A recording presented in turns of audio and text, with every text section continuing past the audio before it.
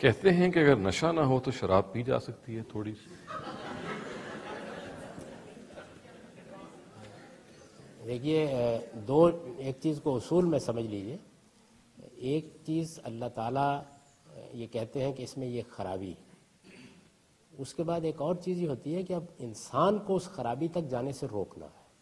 یعنی ایک چیز تو یہ نا کہ آپ نے بتا دیا کہ اس چیز میں خرابی ہے. ایک دوسرا پہلو جو لوگوں کی اصلاح کے لیے ضروری ہے وہ یہ ہے کہ انسان کو اس خرابی تک جانے سے روکنا ہے. اس کو کہتے ہیں سد ذریعہ، یعنی کسی چیز تک پہنچنے کا ذریعہ بند کر دینا ہے. اس وجہ سے محمد الرسول اللہ نے یہ فرمایا کہ شراب کا ایک قطرہ بھی قریب نہ جاؤ، کیونکہ یہ دروازہ قطرے سے 2 قطرے اور پھر آگے بڑھتا چلا جائے.